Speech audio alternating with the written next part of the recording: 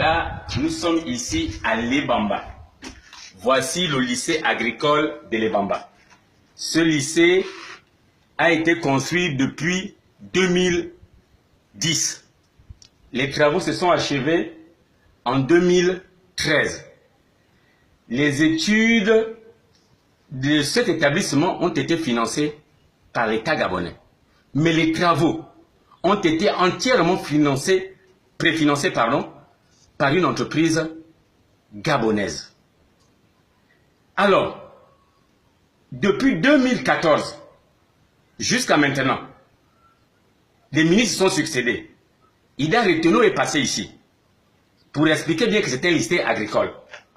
L'entrepreneur, voyant que l'État gabonais s'en foutait de la jeunesse, s'en foutait de l'école, vu le coût de l'entretien, avait décidé que malgré que le gouvernement n'ait pas financé les travaux, il avait décidé que pour notre jeunesse, il remettait les clés de cet établissement au ministère de l'Éducation nationale pour pouvoir l'utiliser pour les enseignements agricoles.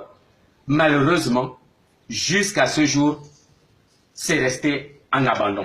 Et je vous sais que cet établissement, tout y est. Il y a à peu près 13 bâtiments. Il y a les tables bancs, il y a les tableaux, tout y est. Il y a des laboratoires. Hein? Tous les laboratoires sont en baie vitrée. Alors, comment on peut s'amuser avec sa jeunesse? On nous parle du septennat de la jeunesse. On nous dit que la jeunesse est sacrée. C'est des slogans. C'est des slogans. Parce que si la jeunesse, si c'était le septennat de la jeunesse, si c'était la jeunesse était sacrée, le gouvernement, en initiant le projet Graine, aurait dû faire en sorte que, pour accompagner ce projet Graine, faire en sorte que ce lycée agricole puisse voir le jour. Tout est terminé, je vous assure. Ce que vous voyez là, ce sont des baies vitrées, ce sont des laboratoires. Tout y est carrelé. Tout y est, ce lycée-là. Rien ne manque à ce lycée. C'est l'un des plus beaux établissements de notre pays, le Gabon. Alors, on a les effectifs pléthoriques. Le Gabon a une ambition de faire de ce pays l'autosuffisance alimentaire. Ça passe par l'éducation et la formation des hommes. Et l'outil de formation, voilà. Le gouvernement, depuis 3 ans, depuis 4 ans, ne paye pas les bourses de nos élèves. Alors le gouvernement aurait pu utiliser l'argent des bourses de nos enfants pour essayer d'améliorer leurs conditions d'études. Malheureusement, absolument rien du tout. Vous voyez, c'est fermé. C'est bien pour dire que c'est fermé. À l'intérieur des tables bancs, il y a des chaises, il y a des tableaux, il y a tout. Nous sommes à Lebamba. Il y a un département où l'agriculture est bien développée. C'est pourquoi je dis, nos dirigeants sont des sorciers. C'est des véritables sorciers. Parce que nous sommes incapables de construire de nouveaux établissements, quand même. Ayons le courage de faire fonctionner cet établissement. Cet établissement, quelle perte. Visitez ici, vous voyez? Tout est, quand vous regardez cette salle, tout est carrelé. Tout est carrelé et peint. Regardez les rivières. Mais tout est en abandon. C'est pour vous dire que ces gens-là, je dis à ces jeunes qui me regardent et qui m'écoutent, que nos gouverneurs refusent de vous payer vos bourses scolaires. Ils refusent aussi d'achever, je ne demande même pas de construire, d'achever l'établissement presque fini. Il est fini. Il ne manque plus que un certain nombre de mobiliers et le personnel pour commencer à travailler. Rien du tout. Vraiment. C'est une honte, vraiment. J'ai honte. J'ai honte. Et personne ne parle. Hein? Il y a les députés, il y a les sénateurs. Il faudrait aussi que les populations fassent ce qu'on appelle le contrôle citoyen de l'action publique. Les populations aussi doivent se lever pour dénoncer cela. Mais il y a un silence coupable. Il y a un silence coupable. Je ne sais pas pourquoi. Tout est fermé. Rien n'est ouvert ici, tout est posé. Mais il n'y a rien. Il y a des serpents, des lézards, des porte-piques, des hérissons qui occupent maintenant l'école. Oui, tout est. Vous voyez, tout coulisse. Nous fonctionnons très bien dans cet établissement. Vous voyez? C'est la première fois que je vois un établissement public avec des baies vitrées.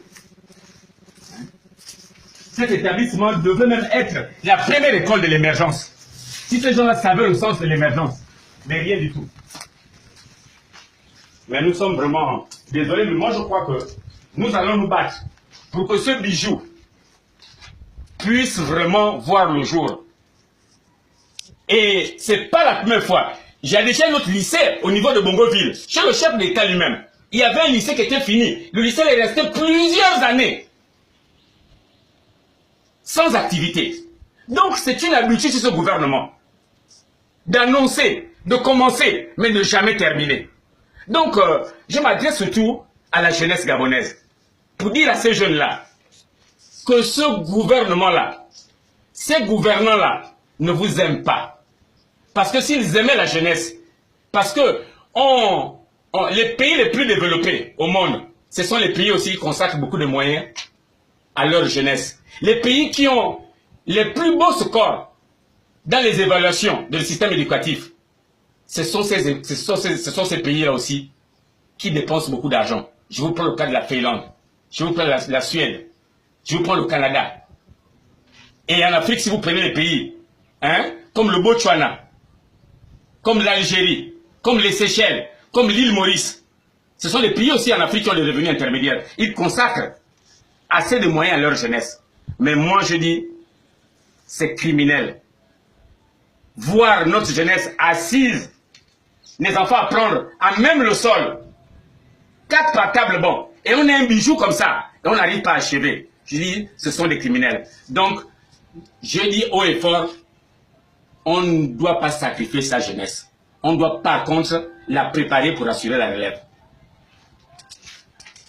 Vous voyez comment?